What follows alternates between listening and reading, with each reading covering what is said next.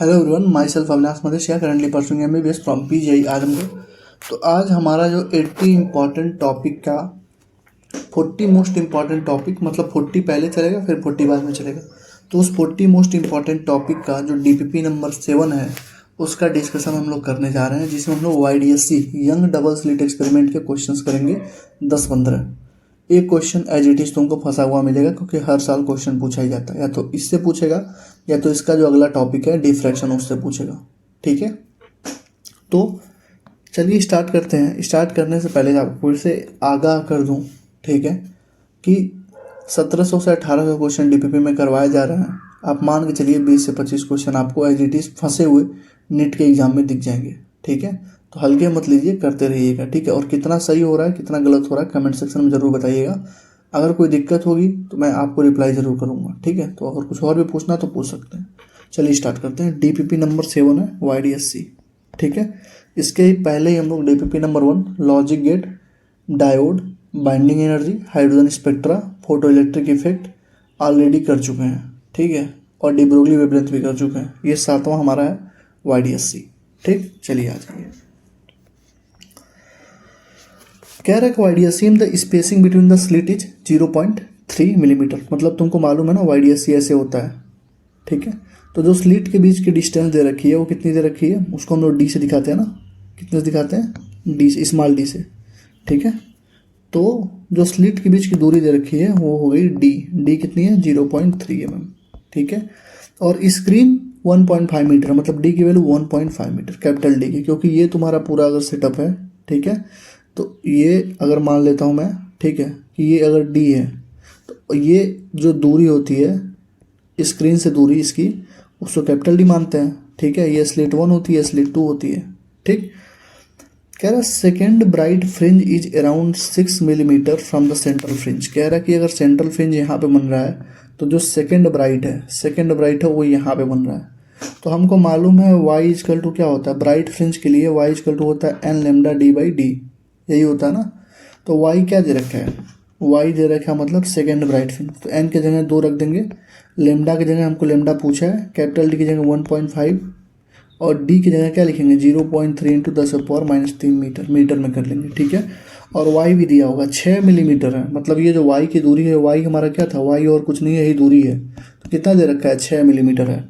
तो 6 मिलीमीटर का मतलब हो गया 6 × 10⁻³ मिलीमीटर। ठीक है, ये इधर आ जाएगा तो हो जाएगा 6 × 10⁻³, 0.3 × 10⁻³ और ये हो जाएगा 3 इजकल टू लेमडा। ठीक है, ये कटेगा 0.1 बार में, ये हो जाएगा 0.6 इंटू 10⁻6 इजकल टू लेमडा, मतलब 600 इंटू 10⁻⁹, मतलब 600 नैनोमीटर। लो, पहले का आंसर 600 नैनोमीटर।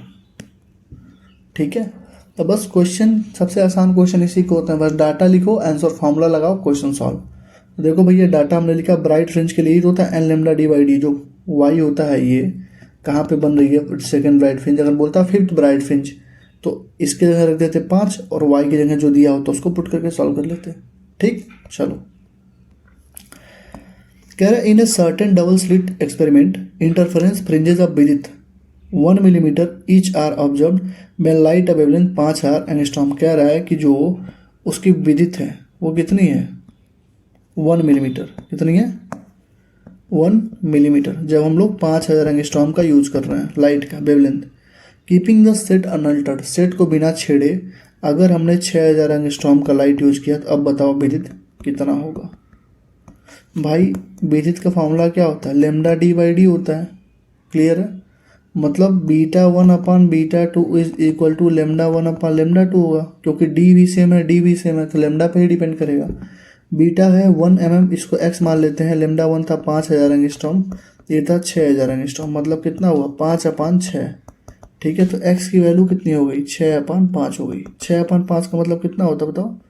1.2 मिलीमीटर। लो, अब इससे आसान क्या क्वेश्चन क्या लोगे?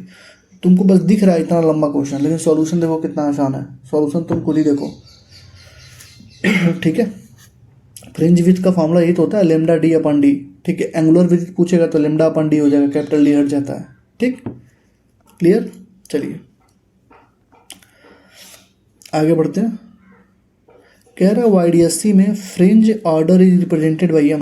कह रहा कि जो फ्रिंज का ऑर्डर है वो एम से है।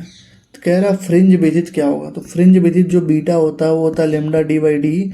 फ्रिंज ऑर्डर पे एम पे उसका कोई रिलेशन ही नहीं होता है, तो इंडिपेंडेंट होगा एम पे। क्लियर। फ्रिंज ऑर्डर पे क्यों डिपेंड करेगा भाई, वो तो लेमडा पे डिपेंड करता है, डी पे डिपेंड करता है, स्मॉल डी पे डिपेंड करता है, तो डज नॉट डिपेंड हो जाएगा। ठीक है, क्लियर है, ठीक है। कह रहे दो slit in the young experiment है विदित। कह रहा है कि जो विदित की रेशियो है, ठीक है, वो 1/विदित 2 जो है किस पे 1/25 है। हमसे कह रहा है intensity of maxima and minima बता दो। Ratio of intensity at the maxima and minimum, मतलब I max upon I minimum पूछ रहा है, यही है ना। अगर विदित तुमको मालूम है तो तुमको ये भी मालूम होना चाहिए कि जो विदित होता है वो डायरेक्टली प्रोपोर्शनल टू एम्पलीट्यूड होता है। मतलब जो रेशियो विदित का होगा वही रेशियो एम्पलीट्यूड का होगा। मतलब अगर मैं A1/A2 लिख दूँ तो यहाँ पे कोई बुराई नहीं है 1/25 लिखने में, ठीक है। और I max upon I minimum क्या होता है, आई मैक्स क्या होता है A1 + A2 का होल स्क्वायर होता है, और आई मिनिमम क्या होता है A1 - A2 का होल स्क्वायर होता है। क्लियर है। अगर दोनों को डिवाइड कर दूँ हमारा काम हो गया, खत्म हमारा काम। आई मैक्स कितना होगा भैया A1 + A2, A1 है 1, A2 है 25, मतलब 25 + 1 26 का स्क्वायर, और A1 - A2 मतलब कितना होगा 24 का स्क्वायर। ठीक है, सॉल्व कर लो भाई, खत्म है। 26 × 26 ये आ गया 676, और 24 × 24 शायद 576 होता है, 576। मतलब I max upon I minimum कितना हो गया 676/576। 4 से डिवाइड कर लो यार, 4 से डिवाइड कर लो, ये आ गया 144, और 676 डिवाइड कर लो 4 से, दोनों को 4 से डिवाइड कर लो 169, तो 169/144 हो गया I max upon I minimum. कुछ बच्चे कह रहे थे भैया मोबाइल में देख के सॉल्व करते हो क्या, भाई ये कैलकुलेटर है, ठीक है, बस कैलकुलेटर यूज़ किया हूँ ताकि थोड़ा सा आसानी हो जाए, थोड़ा जल्दी सॉल्व हो जाए, ठीक है। तो 169/144, ये आपके सारे ऑप्शन जो है ना गलती दे रखे हैं, ठीक है, क्लियर है। 3 से कटेगा क्या, 3 से कटेगा 169 डिवाइड बाई 3 56, और 144 डिवाइड बाई 3 56/48।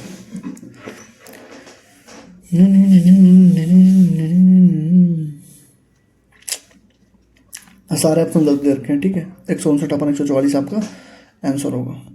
क्लियर, इस चीज़ का ध्यान रखिएगा। बस आपको इसमें टेक होम पॉइंट क्या था कि जो विदित का रेशियो होता है, जो विदित का रेशियो होता है वही आपके एम्पलीट्यूड का रेशियो होता है। तो विदित आ गया, आधे बच्चे सोच ही नहीं पाए कि एम्पलीट्यूड रहेगा नहीं तो इंटेंसिटी मैक्सिमम अपन मिनिमम कैसे निकालेंगे। तो A1/A2 1/25 हो जाएगा, और I max upon I minimum आपको पता है। तो इसका आंसर जो होगा 169/144 आएगा, जो कि आपके इस ऑप्शन में देने रखा है। मतलब क्या हुआ, मतलब ऑप्शन आपका गलत है। चारों ऑप्शन मैंने जो आंसर की में आंसर लिखा है वो भी 169/144 ही लिखा है, ठीक है, 144 ही लिखा है, ठीक है, क्लियर, ठीक है। ऐसे क्वेश्चन 2-3 बार पूछेंगे, जेईई में भी पूछा है और एनसीईआरटी में भी दो बार दे रखा है, नीट में भी 2 बार पूछा है, ठीक है। कह रहा है YDSC में इंटेंसिटी ऑफ लाइट जब लेमडा मतलब डिस्टेंस लेमडा पे, कह रहा है कि डिस्टेंस जो है लेमडा है अगर, तो सेंट्रल मतलब सेंट्रल से अगर डिस्टेंस लेमडा है, मान लो ये है, ठीक है, ये सेंट्रल है, इससे अगर ये डिस्टेंस लेमडा है, ठीक है, तो आई है इंटेंसिटी इसकी। कह रहा है कि λ/6 पे इंटेंसिटी क्या होगी, ठीक है, λ/6 पे। तो देखो इंटेंसिटी निकालने का फॉर्मूला क्या होता है, आई इक्वल टू होता है I0 cos स्क्वायर 5/2, यही होता है ना इंटेंसिटी निकालने का। I0 का मतलब होता है मैक्सिमम, I0 का मतलब क्या होता है मैक्सिमम, ठीक है। तो 5 पहले निकाल लो, 5 का फॉर्मूला क्या होता है 2π/λ into part difference, phase difference का फॉर्मूला ही होता है ना। तो 2π/λ, पार्ट डिफरेंस कितना है λ/6 है, लैम्डा से लैम्डा काटो कितना बचा π/3 बचा, ठीक है, यही तो है भाई, λ/6 पे ही तो पूछ रहा है। तो पार्ट डिफरेंस कितना है, डिस्टेंस हो रहा है ना, डिस्टेंस कर रहा है λ/6, तो कितना हुआ 2π/λ इंटू λ/6, π/3 आ गया। सॉल्व कर लो भाई, I0 cos स्क्वायर 5/2, 5/2 मतलब 5 पहले से π/3 है, मतलब π/3 डिवाइडेड बाई 2, मतलब कितना हो गया I0 cos स्क्वायर π/6। π/6 का मतलब क्या होता है, 30 होता है। मतलब cos 30 की वैल्यू कितनी होती है, sin 60 के बराबर, मतलब √3/2 होती है। क्या लिखेंगे, I0 cos square, cos square नहीं लिखेंगे ना, cos π/6 की वैल्यू होती है √3/2, उसका स्क्वायर मतलब √3/2 का स्क्वायर। तो क्या हो जाएगा बताओ, 3/4 I0। आई की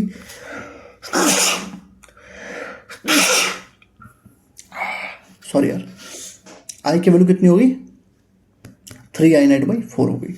तो कितना होगा इंटेंसिटी, 3I/4 होगा। ठीक है, क्वेश्चन देखो कुछ है नहीं, क्वेश्चन में ऐसा भी नहीं कि बहुत ज़्यादा कुछ पूछ लिया है, बस तुमसे पूछा है कि λ/6 पे क्या होगी, λ/6 पे क्या होगी। तो आई मैक्सिमम, आई तुमको दे ही रखा है, ठीक है, मतलब इंटेंसिटी लेमडा पे जो है आई दे रखा है। ठीक, हमको मालूम है इंटेंसिटी का फॉर्मूला I=I0 cos स्क्वायर 5/2 होता है। तो पहले पार्ट डिफरेंस दे दिया λ/6, तो हमने निकाल लिया 2π/λ इंटू λ/6 से π/3। अब π/3 को यहाँ पे पुट किया, कितना हो गया 3I0/4, 3I0/4, 3 कहाँ गया भाई, क्वेश्चन नंबर कितना है, 5 है ना, 3I0/4। ठीक है, सही है। ठीक है, ये वेस्ट बंगाल JEE का क्वेश्चन है।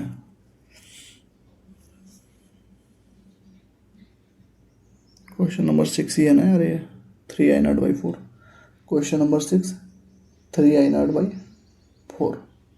ठीक है, देखो आगे बढ़ने से पहले थोड़ा सा कोर्सेज के बारे में बता देना चाहता हूँ अपने। ठीक है, जो भी ये DPP वगैरह चल रही है, तुमको ये भी सोच रहे होगे तुम लोग कि मतलब इसका पूरा फुल लेक्चर कहाँ पे है। लेक्चर देखने के बाद जो DPP करता है इंसान, जहाँ मैं बार बार बोल रहा हूँ कि पहले 80 इंपॉर्टेंट टॉपिक करके आओ, तो हमारा एक पूरा प्रॉपर कोर्स भी है 80 इंपॉर्टेंट टॉपिक फिजिक्स का, जिसमें ये जो सारे 80 इंपॉर्टेंट टॉपिक्स हैं उनके लेक्चर्स, मतलब पूरे पहले नोट्स, फिर उसकी ट्रिक्स, उसके सारे टिप्स, उसके बाद हर टॉपिक पे 30 से 40 क्वेश्चन प्रैक्टिस कराया गया है।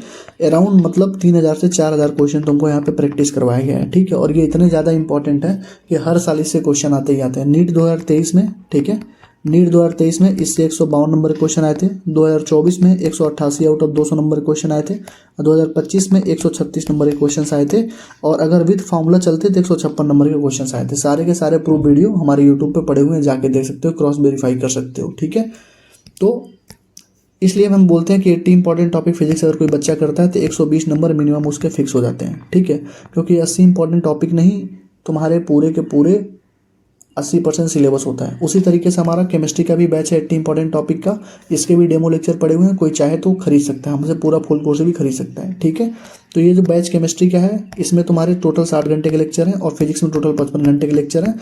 दोनों अगर कोई फिजिक्स करता है तो 120 नंबर मिनिमम आएंगे, और कोई केमिस्ट्री और अवतार का पार्ट 3 कर लेता है तो 160 से 180 नंबर उसके गारंटेड है। क्वेश्चन इनऑर्गेनिक ऑर्गेनिक में एच फंस जाते हैं, उसके बाहर कुछ पूछा नहीं जाता है। ठीक है, अगर किसी को ये बैचेस चाहिए तो व्हाट्सअप कर दो 7307528981 पे, इस पर व्हाट्सअप करोगे, एक QR जाएगा, बोलोगे भैया बैच चाहिए, QR जाएगा, पे करोगे, स्क्रीनशॉट दोगे तो तुम्हें ग्रुप में ऐड कर दिया जाएगा। प्राइवेट ग्रुप है सारे, वहाँ पे टेलीग्राम पे तुम्हें ऐड करके सारे लेक्चर प्रोवाइड कर दिए जाएंगे। ठीक है, फिजिक्स की फीस है 500, केमिस्ट्री की 250 है, अवतार पार्ट 3 की 250 है। अवतार के पार्ट 3 में हम लोगों ने एम्स IEEE JEE के एजर्सन रीजन स्टेटमेंट बेस्ड वाले सारे क्वेश्चंस के थ्रू पूरा का पूरा चैप्टर रिवाइज करवाया है। ठीक है, अगर तीनों को एक साथ लेता तो 950 रुपीज़ उसकी फीस पड़ेगी। ठीक है, तो व्हाट्सअप कर दो अगर किसी को कोई भी बैच लेना तो। ठीक है, थैंक यू, आगे बढ़ते हैं। कह रहा thin plastic sheet of reference refractive index 1.6 is use to cover one of the slit. देखो कह रहा है 2 स्लिट है, एक को कवर करने के लिए हमने क्या कर दिया, एक को कवर कर दिया जिसकी म्यू की वैल्यू है 1.6, मतलब रिफ्रैक्टिव इंडेक्स है म्यू 1.6। कह रहा central point on the screen is now occupied by what would have been the 7th bright fringe before plastic produce. मतलब कह रहा है कि अब जो सेंट्रल फ्रिंज है, ठीक है, देखो अगर ये 2 चीज़ तुम लगाए हो ना, तो जिधर लगाओगे शिफ्टिंग उधर ही होगी। मतलब जो पहले सेंट्रल मैक्सिमा इधर बन रहा था, अब ये इधर बनेगा थोड़ा सा। ठीक है, सेंट्रल मैक्सिमा नहीं, मतलब पूरा जो उसका जो भी स्ट्रक्चर बनता है वो सारा ऊपर शिफ्ट हो जाएगा। अगर इस वाले को ब्लॉक करोगे तो सारा नीचे शिफ्ट हो जाएगा, मतलब जिस साइड में तुम ब्लॉक करते हो उधर ही शिफ्टिंग हो जाती है। ठीक है, तो कह रहा है कि अगर ये पेपर नहीं लगा होता, अगर ये नहीं पेपर लगा होता तो सेंट्रल पॉइंट अभी भी वहीं होता जहाँ पे पहले 7th ब्राइट फ्रिंज बनता। मतलब कह रहा है कि जो 7th पर बनता सेवंथ ब्राइट फ्रिंज पर बनता, अब वही बना है इसको म्यू का वैल्यू 1.6 लगाने से सेंट्रल पे, समझ रहे हो। मतलब जब सेवंथ वाला जहाँ सेवंथ ब्राइट फ्रिंज बन रहा था, अब वहाँ पे म्यू लगाने से सेंट्रल मैक्सिमा बन रहा है। देखो यहाँ पे सेंट्रल पॉइंट वहाँ पे आ रहा है, ठीक है। If the wavelength of light is 600 nanometre, lambda दे रखा है 600 नैनोमीटर, कह रहा थिकनेस क्या होगा, उस प्लास्टिक की थिकनेस क्या होगी। तो x इक्वल टू होता है mu minus 1 into T, thickness निकालने का एक ही फॉर्मूला है। और x के जगह क्या रखेंगे हम लोग, n इंटू लेमडा, क्यों, क्योंकि ब्राइट फ्रिंज की बात कर रहा है, ब्राइट फ्रिंज की, और वो भी सेवंथ की। तो x इक्वल टू क्या होता है, n लेमडा ही तो होता है। ब्राइट फ्रिंज के लिए x इक्वल टू क्या होता है, n लेमडा होता है। तो n लेमडा इक्वल टू हो जाएगा mu minus 1 into T, n का वैल्यू 7, लेमडा का वैल्यू 600 गुणे 10 से पावर माइनस 9, म्यू की वैल्यू कितनी है 1.6 माइनस 1 मतलब 0.6 इंटू थिकनेस, ठीक है। 0.6 से ये कटेंगे कितने बार में, 1000 बार में भाई साहब कटेंगे, तो हो जाएंगे 7 गुणे 10 से पावर माइनस 6 इंटू थिकनेस, मतलब 7 माइक्रोमीटर इनकी हो जाएगी, क्या थिकनेस हो जाएगी 7 माइक्रोमीटर हो जाएगी इनकी थिकनेस, ठीक है। ये वेस्ट बंगाल जेडब्ल्यू का क्वेश्चन है, बस इसमें थोड़ा सा तुमको दिमाग लगाना था। ये पहले कहाँ बन रहा था, पहले जो चीज़ सेवंथ ब्राइट फ्रिंज पे बन रही थी, मतलब वो खुद ही क्वेश्चन कह रहा है कि जो सेंट्रल पॉइंट है स्क्रीन पे, वो now occupied by what would have been the seventh bright fringe before the plastic was use. मतलब सातवें से जो बन रहा था अब वो ऑक्युपाई हो गया है जब हम लोगों ने म्यू के वैल्यू 1.6 अप्लाई कर दी है, प्लास्टिक लगा दी है, ठीक है। तो हमको मालूम है कोई भी शिफ्टिंग का क्वेश्चन आएगा तो delta X equal to mu minus 1 into T लिखेंगे, ठीक है। कितना पार्ट डिफरेंस है और म्यू माइनस 1 कितना रिफ्रैक्टिव इंडेक्स है इंटू थिकनेस, यही तो लिखते हैं। अब डेल्टा एक्स इक्वल टू मैंने एन लेमडा क्यों लिखा, क्योंकि ब्राइट फ्रिंज की बात कर रहा है तो 7 इंटू लेमडा लिखना ही पड़ेगा तुमको। अगर वही मिनिमा की बात करता, seventh minima, seventh dark fringe, तो अलग फॉर्मूला हो जाता, 2n+1 लेमडा बाई 2 वाला जो फॉर्मूला था वो लगा देते, मिनिमम वाला फॉर्मूला लगा देते, ठीक है, क्लियर है। चलो YDSC में the distance between the two slit is made 3 times, जो डिस्टेंस था दोनों स्लिट के बीच का, मतलब D जो था अब उसको 3D कर दिया गया, ठीक है। फ्रिंज विड्थ क्या होगा, fringe width beta equal to होता है लेमडा डी बाई डी, तो अगर तुमने D को 3D कर दिया तो बीटा जो है 3 टाइम्स घट जाएगा, सिंपल सी बात है यार, 1/3 टाइम्स। अब इसमें क्या सॉल्व करना है यार, देखो beta 1 upon beta 2 equal to 3D upon D हो जाएगा, तो बीटा 2 इक्वल टू क्या हो गया B1/3, क्लियर है, 1/3 टाइम्स, 1/3 टाइम्स। क्वेश्चन नंबर कितना था, 7वां था ना, 7वां, 1/3 टाइम्स, 1/3 टाइम्स, ठीक। अगला देखो, वही सेम क्वेश्चन फिर से पूछा जो अभी मैंने बताया था कि जेई में पूछा है, नीट में पूछा है, एनसीईआरटी में पूछा है। कह रहा है वाईडीएससी में intensity of light at screen path difference lambda is के, मतलब कह रहा है कि जब पार्ट डिफरेंस लेमडा है तो उसकी इंटेंसिटी क्या है। अब कह रहा है लेमडा बाई 4 पे अब क्या हो जाएगी, तो हमको मालूम है यार आई इक्वल टू क्या होती है, I0 cos square 5/2, lambda by 2 पे पूछा है, लेमडा बाई 4 पे, तो पहले 5 निकाल लेते हैं, तो क्या होता है 2 pi by lambda into pi by 4, lambda by 4, 2 pi by lambda into, वही तो डिफरेंस हो रहा था, तो क्या लिखेंगे लेमडा बाई 4, लेमडा से लेमडा कट गया तो कितना बचा π/2, π/2 का मतलब होता है कितना, लगभग 90 डिग्री की बात हो रही है, 180/2। यहाँ पे क्या लिखेंगे I0 cos स्क्वायर 5/2, पहले से π/2 था, अब क्या हो गया π/4 हो गया। अरे π/2 पाई की जगह लिखेंगे अपान 2, तो π/4 हो गया। π/4 का मतलब होता है 45 डिग्री, कॉस 45 डिग्री का वैल्यू होता है 1/√2, उसका स्क्वायर करना है, मतलब I0 1/√2 का स्क्वायर, मतलब कितना हो गया I0/2 हो गया, ठीक है। तो I0/2 हो गया, ठीक। और ये दे रखा था पहले से कि इस I0 की वैल्यू कितनी है, k है, तो क्या हो जाएगा k/2, ये ले लो, ठीक है, क्लियर है भैया, इतना तो समझ में आ गया होगा कैसे क्या आया है। 2 पाई बाई लेमडा क्या होता है, 2 pi by lambda into lambda करोगे, लेमडा से लेमडा कट जाएगा, तो 2 पाई आ गया फाई की वैल्यू, तो फाई की वैल्यू 2 पाई होगी, मतलब मैक्सिमम की बात कर रहा है ना, मैक्सिमम की बात कर रहा तो क्या हो जाएगा के ही तो हो जाएगा, समझे, तो 2k हो जाएगा, ठीक, k/2। अरे यार लेमडा और के अगर दे रखा है तो अगर मैं इसी का फाई निकाल लेता हूँ पहले वाले का, तो फाई कर तो क्या होगा 2 पाई/लेमडा इंटू पा डिफरेंस, मतलब लेमडा लेमडा से लेमडा कट गया, मतलब कितना है 2 पाई। और 2 पाई पे क्या होता है कॉस वाला सारा मैक्सिमम हो जाएगा, कॉस 360 मतलब पूरा 1 हो जाएगा ना टोटल। तो बचेगा क्या आई इक्वल टू क्या बचेगा आई नॉट कॉस स्क्वायर 5/2, ये पूरा तो हो गया 1। तो क्या बचा I equal to I not बचा, जो कि के वैल्यू दे रखी थी। तो आई इक्वल टू क्या हो गया आई नॉट की वैल्यू क्या हो गई के हो गई, वही के वैल्यू यहाँ पे मैंने सीधे रख दिया। सिंपल सी बात है। क्वेश्चन पूरा सॉल्व कर लोगे ना तब भी तुमको यही मतलब लास्ट में जाकर सिंपल स्टेप में ही सॉल्व हो जाएगा। k0/2 k/4 k/6 ऐसे इसके आंसर आते हैं। ठीक है, क्लियर है। तो k/2 k/2 k/2 k/2, ठीक। चलो, कह रहा है वाईडीएससी में 2 slit act as a coherent source of equal amplitude and wavelength lambda. कह रहा है कि वाईडीएससी में कोहेरेंट सोर्स है, एक ए है एक ए है, ठीक है, और वेवलेंथ उनका लेमडा है। Another experiment में with the same setup the two slit are source of equal amplitude A and wavelength lambda but are incoherent, मतलब दूसरे वाले में इनकोहेरेंट है लेकिन अभी भी A है और A है और अभी भी लेमडा है। कह रहा रेशियो ऑफ इंटेंसिटी बताओ मिड पॉइंट पे। तो भाई कोहेरेंट सोर्स में जो इंटेंसिटी होती है वो क्या हो जाती है A1 + A2 का होल स्क्वायर, अभी पढ़े हो। और इनकोहेरेंट सोर्स में ऐसा कुछ नहीं होता, पहले तुमको आई इक्वल टू A1 का स्क्वायर करना पड़ता है फिर A2 का स्क्वायर करना पड़ता है। तो ये 2 चीज़ हमेशा ध्यान रखना। कोहेरेंट और इनकोहेरेंट में अंतर क्या है। कोहेरेंट का मतलब होता है कि पूरा का होल स्क्वायर, दोनों को जोड़ के होल स्क्वायर कर दो। इनकोहेरेंट का मतलब होता है A1 का स्क्वायर प्लस A2 का स्क्वायर। क्लियर है। तो अगर मैं यहाँ पे लिखता हूँ A1 + A2 का होल स्क्वायर मतलब दोनों बराबर हैं, तो A + A का होल स्क्वायर मतलब कितना होगा 2A का होल स्क्वायर मतलब कितना होगा 4A स्क्वायर। ठीक है। और यहाँ पे अगर लिखता हूँ तो A² + A² मतलब कितना होगा 2A स्क्वायर। तो आई कोहेरेंट अपन आई इनकोहेरेंट का फॉर्मूला क्या होगा 4A² अपन 2A स्क्वायर मतलब कितना हो गया 2:1 हो गया। लो, तो अब अगर किसी बच्चे को यही नहीं पता रहेगा कि कोहेरेंट सोर्स इनकोहेरेंट सोर्स में प्रॉपर्टी क्या होती है, तब तो गया ना, उसका काम तो खत्म है। आधे टाइम तो बेचारा सोचता रहेगा कि सब कुछ तो बराबर ही है तो 1:1 कर देते हैं, लेकिन 1:1 क्यों करोगे भाई। कोहेरेंट का मतलब होता है इंटेंसिटी 1 + इंटेंसिटी 2 का होल स्क्वायर, और इनकोहेरेंट का मतलब होता है बस नॉर्मली जोड़ते जाओ, ठीक है, जोड़ के स्क्वायर करते जाओ इंडिविजुअल स्टेप पे, तो 2:1 हो जाएगा। ठीक है। कह रहा है वाईडीएससी में स्लिट डिप्रेशन डी दे रखा है, मोनोक्रोमेटिक लाइट है, एंगुलर सेपरेशन पूछ रहा है। तो भैया ये बताओ बीटा का फॉर्मूला होता है λ/d। क्लियर है। वहीं पे एंगुलर का फॉर्मूला हो जाता है λ/d। कौन सा ऑप्शन है बी है λ/d। ये लीनियर फ्रिंज विड्थ है, ये एंगुलर फ्रिंज विड्थ है, बस कैपिटल डी मतलब जो थीटा होता है एंगुलर फ्रिंज विड्थ वो बीटा/d होता है।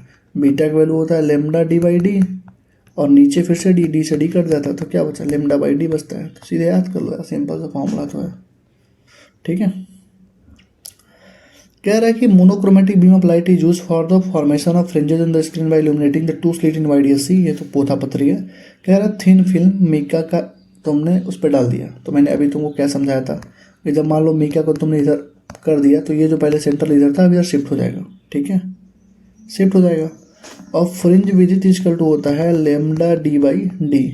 तो बताओ इसको तुमने किया है ना, डी तो दोनों के बीच की डी भी सेम है, दोनों के बीच का कैपिटल डी भी सेम है और लेमडा भी सेम है। तो बताओ फ्रिंज विड्थ पे कोई फर्क पड़ेगा क्या। तो फ्रिंज विड्थ पे कोई फर्क नहीं पड़ता है, फ्रिंज विड्थ पे कोई भी फर्क नहीं पड़ता है।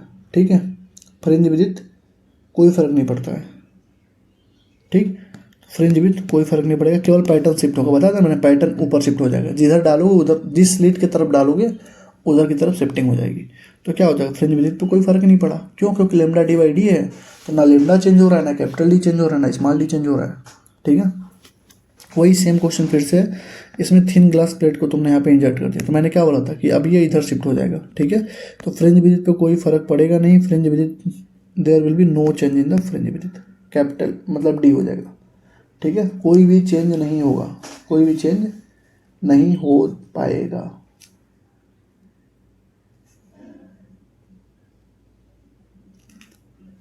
ठीक है, क्वेश्चन नंबर कितना था यार, 12 था ना, क्वेश्चन नंबर 12।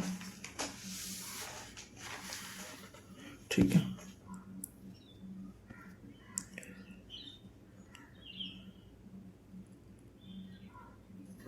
भैया इसमें देखो जो है कितना फ्रिंज शिफ्ट हुआ ये पूछ रहा है। तो नंबर क्या होता है, नंबर ऑफ फ्रिंज शिफ्टेड क्या होता है बताओ, म्यू माइनस 1 इंटू टी अपन लेमडा, यही होता है ना। कितना फ्रिंज शिफ्ट होता है उसका फॉर्मूला यही तो होता है। नंबर का मतलब क्या होता है, शिफ्ट अपॉन फ्रिंज विथ, मतलब नंबर जब भी तुमसे पूछे तो क्या होता है शिफ्ट अपॉन फ्रिंज विथ। इसको जब पूरा सॉल्व कर लोगे तो लास्ट में आता है mu minus 1 upon T, mu minus 1 into T upon lambda. ठीक है, तो हमसे देखो ये पूछा है, डबल स्लिट एक्सपेरिमेंट है, लाइट ऑफ वेवलेंथ 500 नैनोमीटर है, लेमडा दे दिया, थिन फिल्म है जिसकी म्यू दे दिया, थिकनेस दे दिया और रिफ्रैक्टिव इंडेक्स दे दिया। तो लोकेशन ऑफ सेंट्रल मैक्सिमा कैसे होगा, तो एक तो शिफ्टिंग तो होगी, हमको पता चल गया क्योंकि मीका लग गया तो शिफ्टिंग होगी।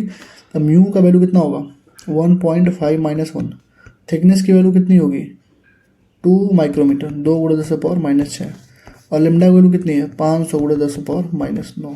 सॉल्व कर लो भैया, 1.5 माइनस 1 कितना हो गया 0.5 हो गया, इंटू 2 × 10⁻⁶ अपन 5 × 10⁻⁷ हो जाएंगे नीचे, ये हो जाएंगे पूरे 1, ये ऊपर जाएंगे भैया तो हो जाएंगे कितना 10⁻1 और ये हो जाएंगे 5 मतलब 2, मतलब 2 फ्रिंज शिफ्ट होगा। बताओ ऊपर शिफ्ट होगा कि नीचे शिफ्ट होगा, अपर बीम में डाले हो ना, देखो अपर बीम में तुमने उसको पुट किया है तो शिफ्टिंग किधर होगी अपर बीम की तरफ होगी, तो shift upward nearly by the 2 fringe. ठीक है, तो सी हो जाएगा। क्लियर है, मतलब जिधर डालोगे उधर ही शिफ्ट हो जाएगा। तो बस शिफ्टिंग का फॉर्मूला आपको याद रखना है। ठीक है, चलिए ठीक है, अगला हम लोग कल करेंगे। ठीक है, thank you, all the best. अगर वीडियो अच्छी लगे तो लाइक कमेंट शेयर जरूर कर देना। ठीक है।